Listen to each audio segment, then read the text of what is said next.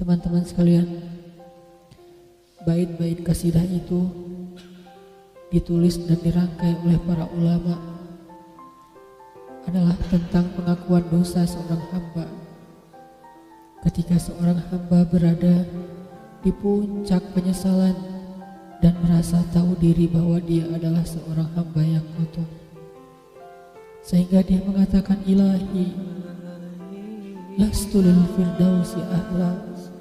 Ilahi, sesungguhnya saya tidak layak masuk ke surga Firdaus. Saya kotor, saya hina, saya penuh cela, saya banyak aib, saya banyak dosa. Sangat tidak layak saya masuk ke surga Firdaus-Mu ya Allah. Tidak ada satupun amal yang bisa saya banggakan sehingga menjadi jalan bagi saya masuk ke surga Firdaus-Mu ya Allah. Kita harus merasa diri kita rendah di hadapan Allah. Itulah kenapa kita sujud. Dan Allah suka kepada orang yang merendahkan diri di hadapannya.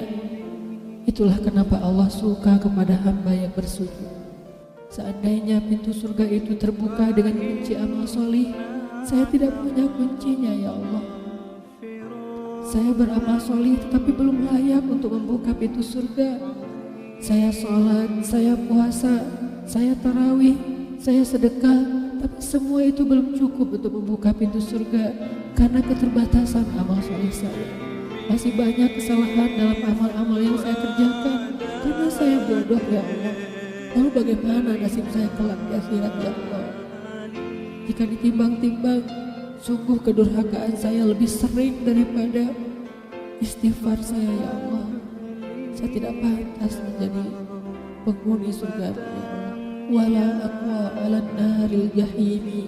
Tetapi saya juga tidak akan kuat dengan azab neraka jahim-Mu ya Allah. Karena sesungguhnya tidak ada satupun dari makhluk-Mu yang sanggup merasakan azab neraka. Semuanya takut kepada neraka-Mu ya Allah. Jangankan 1 tahun, jangankan 1 bulan, jangankan 1 hari, sedetik pun tidak akan sanggup ya Allah. Karena saya mendengar sesungguhnya Rasulullah SAW bersabda, azab yang paling ringan bagi penduduk neraka adalah dipakaikan baginya sendal terompah dari api yang membakar kakinya sampai mendidihkan kepalanya.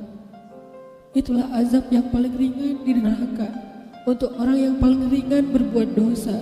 Bagaimana dengan saya ya Allah? Dosa saya banyak. Saya pernah durhaka kepada ibu bapak saya. Itu saja sudah cukup bagi saya mendapatkan azab yang lebih besar di neraka, dan saya tidak sanggup ya Allah.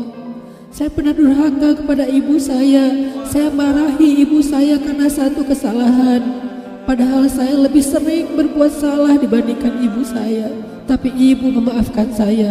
Ketika di waktu kecil saya memecahkan barang-barang ibu saya memungut barang-barang itu sambil tersenyum, membelai kepala saya, mengatakan nasihat-nasihat yang baik. Sama sekali ibu saya tidak marah kepada saya saat itu. Tapi ketika telah dewasa, tidak sengaja ibu saya yang sudah tua renta kadang memecahkan barang saya, merugikan sedikit saja dari harta saya marah seperti setan ya Allah. Saya bentak ibu saya ya Allah, bahkan kadang membuat ibu saya terluka, kaget, takut. Pantaskah seorang ibu merasa takut terhadap anak yang dia kandung 9 bulan, yang dia lahirkan dengan taruhan nyawa, yang dia susui dengan darah dagingnya, yang dia didik, dia jaga, yang dia berjaga di malam hari tidak tertidur demi untuk menjaga anaknya dari seekor gigitan nyamuk. Pantaskah ibu merasa takut terhadap anaknya sendiri? Cukup 1 dosa besar saja durhaka kepada ibu membuat saya pantas masuk api neraka.